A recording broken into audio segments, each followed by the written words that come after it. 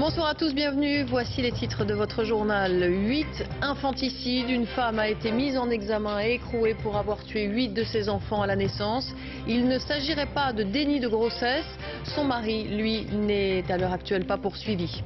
Éric Woerth récuse les soupçons de financement politique illégal et de conflit d'intérêts. Le ministre du Travail a été entendu près de 8 heures dans le cadre de l'affaire Bettencourt.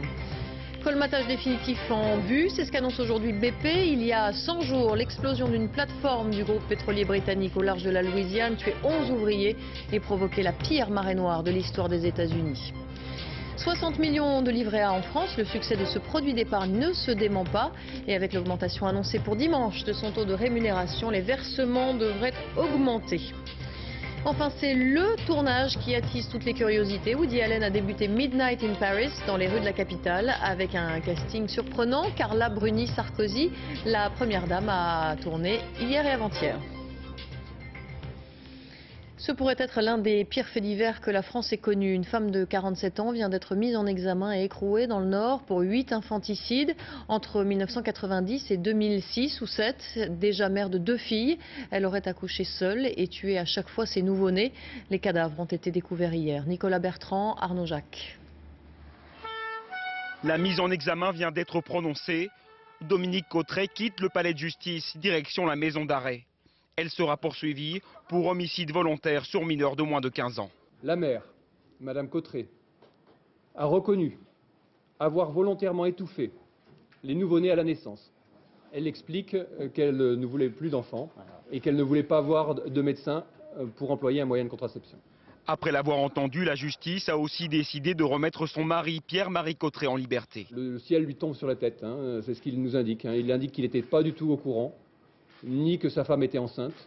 Alors cette personne, Mme Cotret, est une personne de forte corpulence, ce qui peut expliquer qu'on ne voit pas forcément donc, les moments où elle se trouve enceinte. C'est dans cette maison qu'ont été faites les premières découvertes macabres. Les actuels propriétaires s'apprêtaient à planter un arbre dans le jardin. Ils découvrent les ossements de 2 nouveau-nés dans des sacs en plastique. La police remonte alors jusqu'aux anciens propriétaires et à Dominique Cotret. Elle avoue les 2 meurtres, mais elle ne s'arrête pas là. Elle explique aux enquêteurs qu'il y a dans ce garage, attenant à son nouveau domicile, d'autres cadavres. Elle nous indique où sont les nouveau-nés, elle ne sait plus combien il y en a, et on découvre 6 nouveau-nés dans des sacs plastiques. Des sacs plastiques fermés hermétiquement et dissimulés sous des pots de fleurs et du matériel de jardin. 8 cadavres de nouveau-nés au total, et un village de 600 habitants, aujourd'hui complètement en état de choc. Et en direct de Villers-au-Tertre, on retrouve Marianne Mas. Bonsoir Marianne. Alors a priori, il ne s'agit pas pour le moment de déni de grossesse, mais l'affaire ne fait que commencer et il y a beaucoup de zones d'ombre ce soir. Effectivement, Marie-Carla, on peut dire que nous sommes sur la stratégie du parquet qui est de dire cette femme a tout reconnu, elle se savait enceinte et donc il n'y a pas lieu de parler de déni de grossesse. C'est peut-être un peu prématuré et on l'imagine que cet argument du déni fera certainement partie de la stratégie de défense de ses avocats. Plusieurs zones d'ombre restent troublantes. Pourquoi autant de grossesse sur autant d'années sans jamais aucune faille? Pourquoi a-t-elle gardé les petits corps pas loin d'elle, cachés grossièrement dans le garage? Pourquoi enfin n'a-t-elle pas reconnu avoir enterré les 2 petits corps, les retrouvés dans le jardin de ses parents? Autant de zones d'ombre qui seront peut-être relevées par des expertises psychiatriques à venir. Ce soir, en tout cas, Dominique Cotret dort en prison. Son mari est allé se réfugier au calme avec ses 2 grandes filles. Un couple brisé par le chagrin et le secret. Alors justement, Marianne, avec Dominique Mas, vous avez enquêté sur ce couple, déjà parent de 2 grandes filles et décrit comme sans histoire. Devant la maison du couple, 8 bougies, comme les 8 petits corps des nouveau-nés, un geste du curé, effondré. On parle de 8 enfants, c'est énorme. C'est énorme. Et tout le village est choqué. La mère, Dominique Cotret, 46 ans, une aide-soignante dévouée. Le père, Pierre-Marie Cotret, 47 ans, couvreur-zingueur, très investi dans la vie de la commune. Ils sont parents de 2 grandes filles d'une vingtaine d'années, grands-parents aussi, 2 petits-enfants, pour tous. Un couple sans histoire. Très apprécié de ses voisins, de la population. Le mari participait régulièrement aux activités de la commune, parce qu'il était conseiller municipal, c'était son 3e mandat, il était bénévole, il était toujours prêt à rendre service, il était beaucoup plus renfermé, il sortait très peu, c'est tout ce qu'on peut dire. On rencontre des riverains abasourdis qui se refusent à juger le couple, qui ne comprennent pas, qui n'ont jamais vu cette maman enceinte et qui s'en voudrait presque. Il mettait des vêtements amples. Alors, à parler, elle était toujours gentille, très aimable, avenante, tout. Elle était très discrète, elle était très posée. Elle travaillait, c'était une femme courageuse. Ses filles ont toujours été propres, son mari est trop courageux. Il n'y a rien d'autre à dire. Une femme qui se serait délivrée d'un lourd secret, un secret qu'elle aurait gardé caché chez elle depuis tant d'années. Bien entendu, comme à l'époque de l'affaire Courgeot, cette affaire hors norme suscite à la fois de l'incrédulité et de nombreuses questions. Pierre Lévy-Soussan, bonsoir. Vous êtes psychiatre, psychanalyste. Bonsoir. Merci d'être en direct avec nous. Depuis hier, on parle d'infanticide, mais ne devrait-on pas plutôt parler de néonaticide ?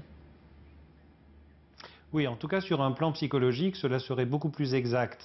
Ce n'est pas la même chose de s'inscrire dans un néonaticide, c'est-à-dire dans le meurtre d'un enfant de moins de 24 heures, que celui de meurtre d'un enfant mineur. Ce n'est pas du tout le même profil psychologique de ces mères-là. Alors, pourquoi cela se répète? Pourquoi ces femmes n'ont-elles pas conscience que ce qu'elles font dès la première fois est dramatique? Il y a une répétition. Tant qu'un conflit inconscient est dans l'ordre du refoulé, la personne est condamnée justement à répéter cet acte. Cet acte, pour elle, n'a pas de sens, donc n'a pas le sens qu'on lui donne. Donc à partir du moment où cet acte n'a pas de sens et n'est pas pensé, il va se répéter et donc il n'y aura jamais d'anticipation sur le futur possible. Est-ce que ces femmes sont malades? Est-ce qu'elles souffrent de troubles psychologiques ou psychiatriques très graves? Alors, en général, il n'y a pas de pathologie psychiatrique à proprement parler. En revanche, on retrouve des histoires singulières, on retrouve des fragilités aussi caractéristiques sur un plan narcissique, et on retrouve surtout une personne qui s'est de plus en plus enfermée sur elle-même. Quand vous dites enfermée sur elle-même, est-ce que ça a un lien peut-être avec l'évolution de notre société? Est-ce que ce type de meurtre dit quelque chose sur nous tous finalement? Je pense que notre société est de plus en plus sourde à cette part obscure que tout le monde peut avoir. Et à partir du moment où notre société est dans le déni de l'inconscient, de la psychanalyse ou de toutes ces choses-là, à ce moment-là, la personne ne se sentira pas écoutée. Elle ne pourra pas justement partager ce secret avec une société qui est sourde à ce type de souffrance psychique. Pierre Lévy-Soussan, merci beaucoup d'avoir répondu à nos questions sur cette terrible affaire. Je vous rappelle donc que la mère a été mise en examen et écrouée ce soir dans le Nord. Éric Woerth, entendu à son tour dans le cadre de l'affaire Bettencourt. Le ministre du Travail a répondu pendant près de 8 heures au ministère, aux questions des enquêteurs. Il a récusé les soupçons de conflit d'intérêts et de financement politique illégal. Olivier Caroff, Marie Cros. Pour Éric Woerth, une audition en terrain connu. Au ministère du Travail, dans ses appartements, les policiers de la brigade financière ont passé toute la matinée et une moitié de l'après-midi. Le ministre est parti vers 17 h après avoir parlé avec son avocat. Je compte sur vous pour que ces illusions, ces allégations, ces mensonges qui ont nourri une chronique pendant trop longtemps aient un terme, et je pense que la justice dira dans un avenir que j'espère le plus proche possible, que les explications d'Éric Woerth le mettent complètement en dehors de la polémique que nous connaissons. Est-il intervenu pour faire embaucher sa femme chez Liliane Bettencourt? A-t-il accordé ensuite une légion d'honneur à Patrice Demestre, l'homme qui a recruté Florence Woerth? Est-il intervenu dans le dossier fiscal de la famille Bettencourt lorsqu'il dirigeait le budget? De lourds soupçons qu'Éric Woerth voulait dissiper depuis plusieurs semaines. J'espère être entendu très vite. Voilà, moi je suis à disposition de la police, de la justice, enfin de ceux qui voudront bien m'entendre.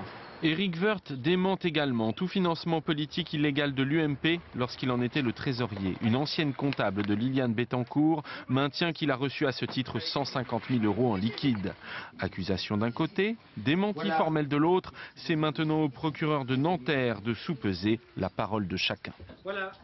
Rassemblement silencieux à Marcoussis ce soir à la mémoire de Michel Germano, cet humanitaire retenu en otage pendant 4 mois dans le Sahel et dont la mort a été confirmée en début de semaine par le chef de l'État.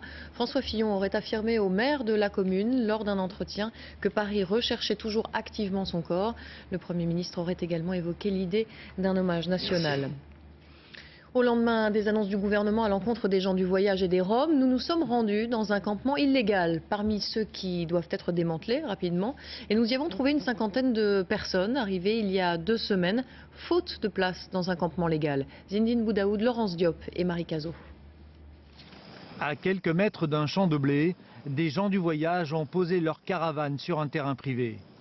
Une cinquantaine de personnes vit ici depuis 12 jours, pas de place ailleurs. Comme il n'y a pas d'accueil, on ne peut pas rester sur la route, on a des enfants, on ne veut pas qu'il arrive un accident. Et on est beaucoup de caravanes, alors on se met dans des endroits, il n'y a pas de maison autour, il n'y a rien du tout. Et on a vu un champ, on s'est mis là. Alors, t'as bien dormi? J'ai passé de bonnes nuits, mais on a été soucieux d'écouter le président. Qu'est-ce qu'il a dit sur nous? On ne sait pas qu'est-ce qu'on va devenir. Hein. Ah oui, bon, il dit beaucoup de choses. Hein. Des camps illégaux comme celui-là, le ministre de l'Intérieur a promis de les démanteler. 300 dans les 3 mois, qu'ils soient composés de Roms ou de gens du voyage. Qu'est-ce qu'ils vont faire avec nous? Qu'est-ce qu'on va devenir, madame, nous? Hein? Déjà qu'on l'a pas aimé, déjà, pas les sédentaires, alors qu'est-ce qu'on va devenir, nous? Au ministre de l'Intérieur qui veut contrôler de près leurs revenus, ils répondent qu'ils n'ont rien à cacher, pas même leur grosse cylindrée. Nous, on a 5 camions 4x4, comme on est dans les champs, il faut un camion comme ça. Mais c'est pas une maison qui vaut 300 000 euros. Nous, on a des camions, c'est vrai, 4x4, maintenant ça vaut 6 000 euros, 8 000 euros, ça dépend des 4x4. Hein, c'est pas... Mais vous avez besoin de grosses voitures comme ça? Oui, on comme a besoin des véhicules comme ça pour traiter les caravanes. Les Roms, souvent originaires de Roumanie et de Bulgarie, se sentent tout autant stigmatisés. Le collectif des associations Tziganes, qui représentent les 2 communautés, demande à son tour à être reçu à l'Elysée. Une nouvelle marée noire touche cette fois le nord des États-Unis. Près de 4 millions de litres de pétrole se sont écoulés dans une rivière du Michigan après la rupture d'un oléoduc il y a 2 jours. Le groupe pétrolier canadien responsable de la fuite a annoncé le colmatage de la brèche et tente de limiter l'ampleur de la pollution. Une nouvelle pollution qui intervient alors qu'une lueur d'espoir apparaît dans le golfe du Mexique, 100 jours après l'explosion d'une plateforme qui a fait 11 morts et provoqué la pire marée noire de l'histoire des États-Unis. Enfin, ce soir, la compagnie BP affirme que le puits endommagé pourrait être définitivement condamné dans les prochains jours. Reportage de nos correspondants Stéphane Bretner et Aaron Diamond. D'habitude, au lever du jour, c'est des touristes que Jeff Johnson emmène pêcher dans les marais. Mais depuis la marée noire, son affaire s'est effondrée et nous sommes en pleine saison. La plupart de nos marais sont sains. Il n'y a pas de pétrole, c'est à cause des médias. Ils disent qu'il y a du pétrole partout, alors personne ne veut venir. Demain, normalement, j'ai 2 clients. C'est la première fois depuis 1 mois. Mais ce n'est pas le cas partout. 20 km plus loin, l'eau tout à coup change d'aspect. Vous voyez comme cette eau est calme. C'est parce qu'elle est recouverte d'une couche de pétrole. À peine visible, on retrouve ce pétrole dans les hautes herbes. Il ronge chaque jour ces minuscules îles qui abritent toutes sortes de poissons et d'oiseaux. Tous les jours, les équipes de nettoyage embauchées par BP s'activent. Ce sont tous des pêcheurs au chômage technique. 1 200 € la journée, c'est aussi le prix du silence. Comment ça va? Désolé, on n'a pas le droit de parler. C'est donc toute l'économie de la Louisiane qui est touchée. Les perspectives ne sont pas très réjouissantes, puisqu'après les pêcheurs, ce sont ceux qui travaillent dans le pétrole qui risquent d'être touchés. La moitié de la population active travaille pour des compagnies pétrolières. Après la marée noire, la suspension des forages décidée par Barack Obama est vécue comme le coup de grâce. Plus de forages, mais ils veulent leur jet privé, leur limousine, leur maison de 500 mètres carrés. Et ils vont la trouver où, l'énergie? Ce moratoire, c'est un crime. C'est la fin de la journée.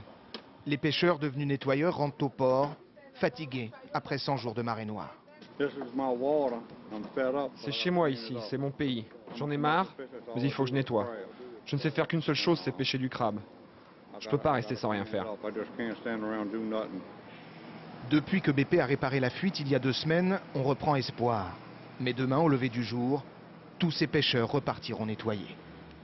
150 hectares de pinèdes partis en fumée aujourd'hui dans l'Aude. L'incendie s'est propagé entre Narbonne et le littoral méditerranéen. Attisé par un fort vent de nord-ouest, une centaine de pompiers et 10 avions sont mobilisés. La piste criminelle est pour l'instant privilégiée. Et puis spectaculaire déraillement d'un train de marchandises. Ce matin dans le Pas-de-Calais, une partie du convoi qui contenait du charbon s'est retournée au passage de la gare de Bully-les-Mines. Les installations ont été sérieusement endommagées. Il n'y a pas de blessés, mais le trafic est interrompu sur ces lignes pour 4 jours au moins. avec 2 morts en moins qu'en 2008. Le chiffre de la sécurité routière pour 2009 marque une pause. C'est la première fois depuis 7 ans. En revanche, nette augmentation, le nombre de tués à scooter ou à moto, plus 9,3%. Et justement, cette veille de grand week-end extrêmement chargé sur les routes de France, la prudence est de mise, d'autant que la journée est classée rouge demain dans le sens des départs, vous le voyez, orange dans celui des retours, mais rouge en vallée du Rhône. Samedi, journée noire dans les deux sens et dimanche, orange. Et au bout de la route, les vacances et souvent la mer. Sur la Côte d'Azur, les professionnels du tourisme sont contents de leur début de saison, avec une fréquentation en hausse de près de 6% pour le seul mois de juillet. À Nice, le reportage d'Olivier Théron et de Raymond Chaplard. It's very, very beautiful. And the color is magnifique. On mange bien, on s'amuse bien, il fait beau, il y a la mer. La Côte d'Azur sait cultiver ses atouts, surtout en période de crise. Pour ce mois de juillet, les hôteliers affichent des taux de remplissage de 85%, toutes catégories confondues. Sans être exceptionnel, la fréquentation est très bonne, un attrait qui s'explique par la baisse de l'euro face au dollar. La baisse de l'euro a permis à beaucoup de gens, notamment aux Américains, de revenir en Europe en se disant que l'Europe était redevenue abordable, mais ça favorise aussi nos clients russes, nos clients japonais, nos clients britanniques, même si nos clients britanniques sont un petit peu faibles en ce moment. Pour se démarquer des autres destinations plages, la Côte d'Azur développe son offre culturelle et décline les festivals. Mélanger culture et soleil, c'est la clé d'une fréquentation réussie. On fait pique-nique et on mange le soir au restaurant. Pique-nique le midi, les touristes économisent sur les repas. Le secteur de la restauration ne tire pas les bénéfices de cette bonne fréquentation du mois de juillet. Une petite baisse, c'est pas comme les autres années, on n'est jamais complet. Voilà. C'est pas le temps, il fait très beau. Voilà, donc ils peuvent venir, il n'y a pas de méduses. Les fortes chaleurs de juillet vont doper le mois d'août et ce week-end, l'aéroport de Nice va connaître un fort trafic. Des avions chargés de passagers pressés de venir bronzer. Presque autant de livrets A que d'habitants, c'est le produit d'épargne préféré des Français, encore plus depuis la généralisation de sa distribution il y a 18 mois. Et la hausse de son taux de rémunération dimanche 1er août devrait augmenter les versements. Explication, Sophie Brune. Jamais le placement préféré des Français n'a autant mérité son surnom. Fin 2009, on comptait 59 300 000 livrets A détenus par des particuliers, 600 000 par des associations. Total presque 60 millions de livrets, soit 10 millions de plus qu'un an auparavant. Un succès qui a plusieurs raisons. Depuis 1 an et demi, le livret A est distribué dans toutes les banques. Même si c'est interdit, de nombreux Français en détiennent plusieurs. De fait, aucune sanction n'a encore été appliquée et les contrôles sont compliqués. Ensuite, même si ce livret rapporte peu, c'est un placement refuge en période de crise. Son encours global atteint ainsi plus de 180 milliards d'euros, une somme répartie de façon inégale. 42% de l'encours se concentre sur seulement 4 300 000 livrets, soit 7% de ces livrets. Dimanche, le taux du livret A passera de 1,25 à 1,75%, une meilleure rémunération qui devrait le rendre encore plus attractif. Visite éclair de Nicolas Sarkozy en Andorre aujourd'hui. Le chef de l'État, venu en sa qualité de coprince pour réaffirmer les liens entre la France et la principauté, est resté 2h30 sur place. À cette occasion, il a salué les progrès du micro-État pour sortir de la liste des paradis fiscaux. Après la Chine, la Corée du Nord est touchée à son tour par les inondations. Des pluies diluviennes se sont abattues sur le pays, les plus fortes depuis 50 ans. Glissement de terrain, terres agricoles noyées, cultures détruites dans un pays qui souffre déjà d'une famine chronique depuis des années. Célibataires malgré elles en Chine, la réussite des femmes est un obstacle à leur vie personnelle. Jeunes et très ambitieuses, elles n'ont pas le temps d'avoir une vie privée. De plus, leur réussite et leur niveau social font fuir les hommes. Elles-mêmes revendiquent des exigences très élevées. Mais en Chine, où on ne plaisante pas avec le mariage, il est mal vu de rester seul trop longtemps. Reportage de notre correspondant Pascal Godomer avec Gaël Caron.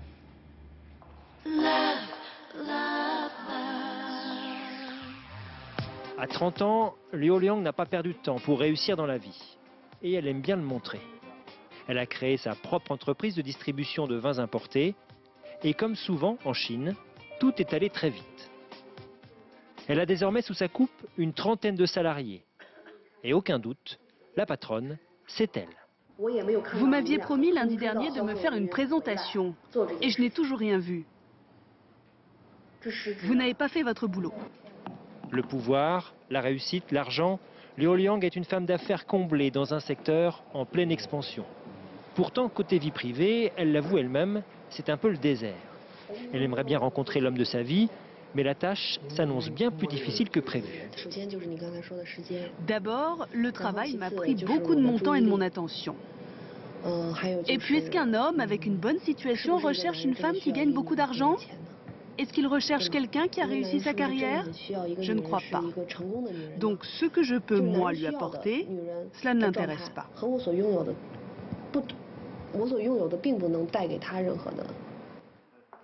Liu Liang est loin d'être une exception parmi les jeunes femmes actives des grandes villes. Célibataires malgré elles, parce que leur carrière est justement un obstacle, plutôt qu'un atout. Son amie Ling Hui, elle aussi affiche sa réussite. Et sa recherche de l'âme sœur est devenue une obsession depuis qu'elle a passé le cap des 30 ans. Situation d'autant plus difficile à vivre qu'en Chine, le mariage reste un passage obligé aux yeux de la famille et de la société. Il y a des hommes disponibles autour de moi, mais ils sont d'un statut social inférieur et je ne veux pas revoir mes critères de choix à la baisse. Donc, j'ai passé des annonces sur Internet, j'ai eu recours au service d'une agence matrimoniale et j'ai même participé à une émission de télé. Comme ça, j'ai quand même plus de chance.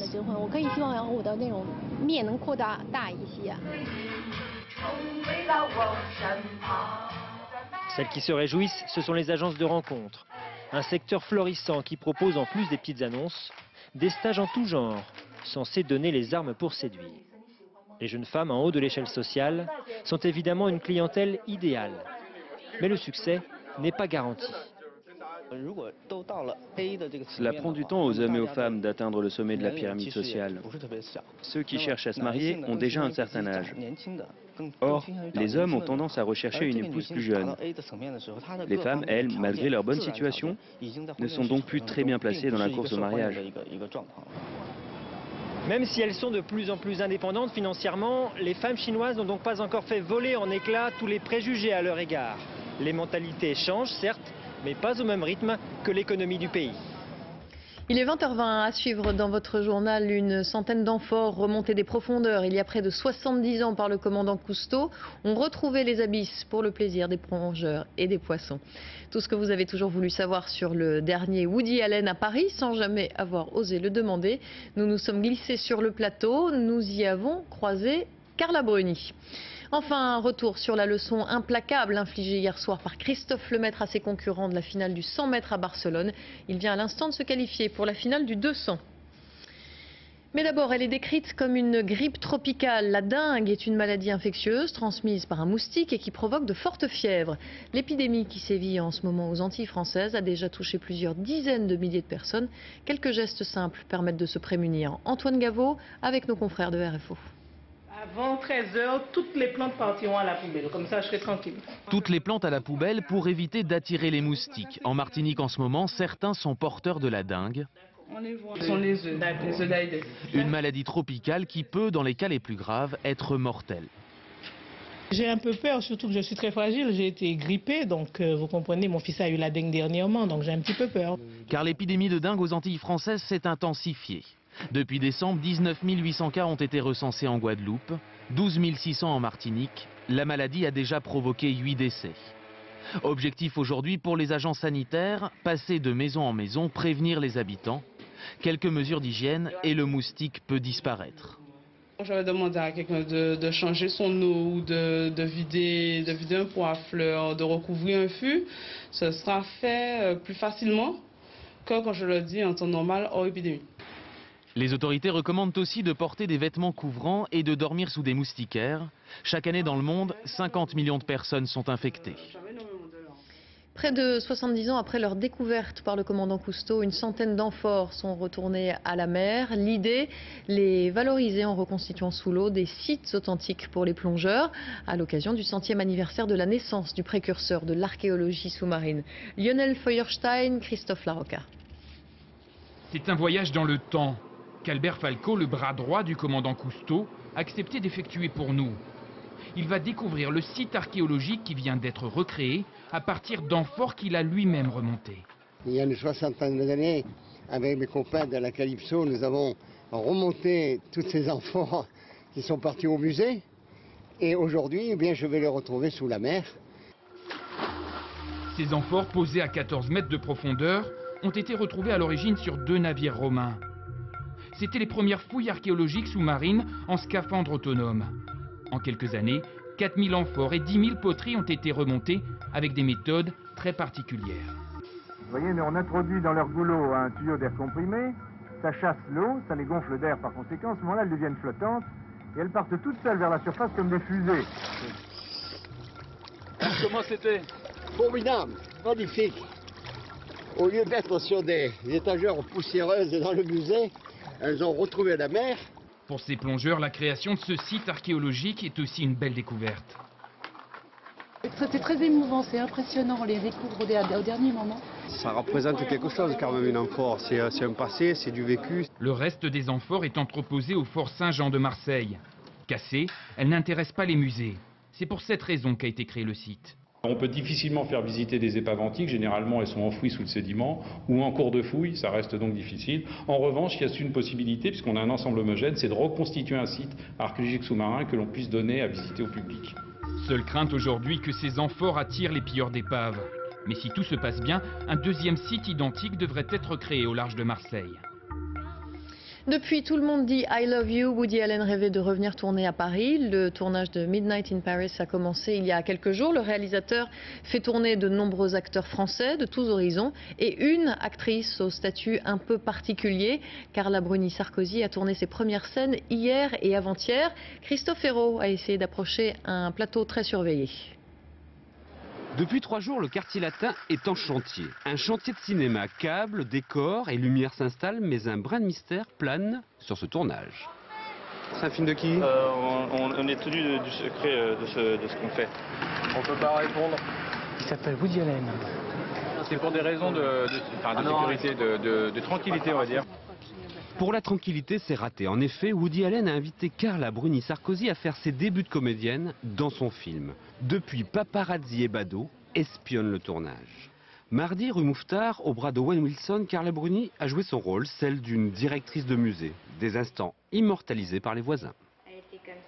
Finalement, on l'a vu que très peu. À la fin, elle a fait quelques photos avec des gens qui lui ont demandé, juste avant de monter dans sa voiture et de se sauver. Le film s'appelle Midnight in Paris. 7 semaines de tournage, Marion Cotillard et Gad Elmaleh au casting. C'est le 41e film de Woody Allen et un retour à Paris. C'est quelque chose d'exceptionnel pour lui parce qu'il adore le pays et puis pour la France en général, et c'est une super vitrine pour la ville de Paris. En 2010, Paris est attractif pour le cinéma. En août, c'est Martin Scorsese qui débarque, suivi de Madonna qui tournera dans la capitale son 2e long métrage. 6 jours et 6 nuits au rythme des musiques afro-américaines. Les amateurs de notes bleues ont rendez-vous à Cognac jusqu'à dimanche pour la 17e édition du festival Cognac Blues Passion. Parmi les valeurs sûres, cette année, le soulman Seal, qu'Abdel Mostefa et Didier Dahan ont rencontré. 20 ans qu'il promène ce premier tube, cette voix et ce visage. Plus de 20 ans de carrière déjà et seulement 6 albums au compteur. On se la coulerait pas un peu douce, monsieur Seal? Mes disques viennent du plus profond de moi-même. C'est pas si simple, je ne me dis pas, tiens, j'ai une petite idée, faisons un disque. Si je ne le sens pas, je ne fais rien. Ce qu'il a bien senti fin 2008, c'est cet album rétro, collection de reprises soul.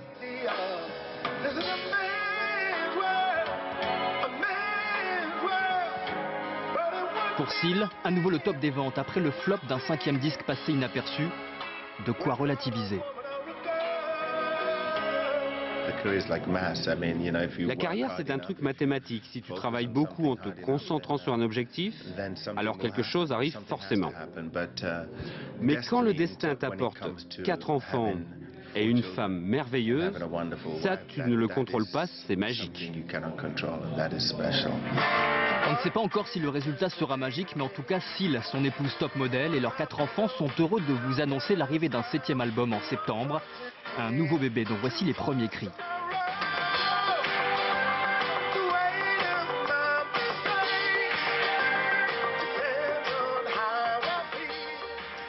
Français en finale. Il y a quelques instants, Christophe Lemaître qui réalise le meilleur temps. Martial Mbandjok et David Allert se sont qualifiés pour la finale du 200 mètres au championnat d'Europe d'athlétisme. Il faut parler vite parce que ça va tellement vite. Et hier soir, Christophe Lemaître a plus que jamais bien porté son nom. Malgré un mauvais départ, il a donné une leçon à tous ses adversaires en décrochant l'or sur 100 mètres en 10 secondes et 11 centièmes. Manuel Tissier, Yann Moine.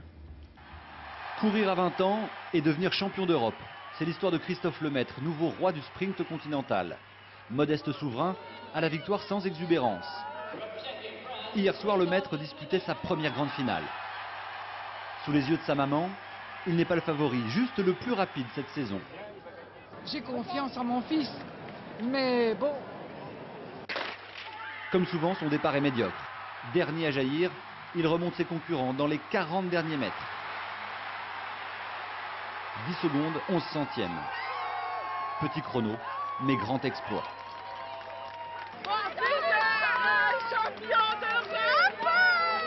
Pourtant, le jeune Savoyard comble un vide de 48 ans dans l'athlétisme tricolore. Même sa couronne improvisée respire la simplicité. Je savais que voilà, là, ce serait très serré, c'était très ouvert. Et donc voilà, j'ai rien voulu lâcher pour ça. Et franchement, voilà, être champion d'Europe pour moi, c'est beaucoup, ça concrétise beaucoup de choses. Les années d'entraînement que j'ai fait. La médaille de bronze de Martial Mbandjok a été arrachée de haute lutte. 4 concurrents dans le même centième, départagés à la photo finish. La nuit barcelonaise sourit aux Français et ce n'est peut-être pas fini.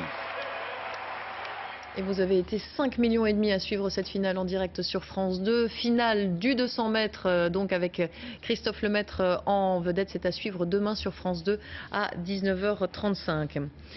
Comme chaque soir, bien entendu, nous avons une pensée pour nos 2 confrères de France 3, Stéphane Taponnier et Hervé Guéquière. Cela fait 212 jours, 7 mois qu'ils sont retenus en otage en Afghanistan avec leurs 3 accompagnateurs.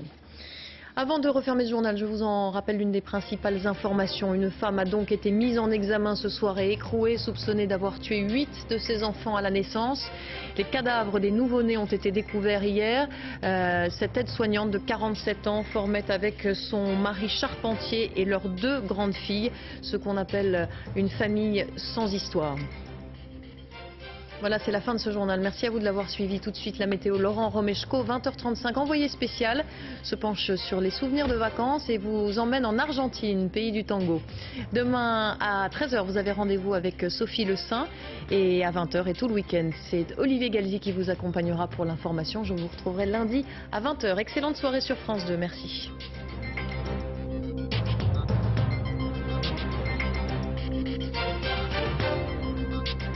L'info en continu, c'est aussi sur France2.fr. Tout de suite sur France 2. Vacances sous assistance et le business des souvenirs de vacances. 2 chapitres de circonstances dans les carnets de voyage de Guylaine Chenu et Françoise Joly, tout de suite. Soyons clairs, sur France 2, avec AXA Bank.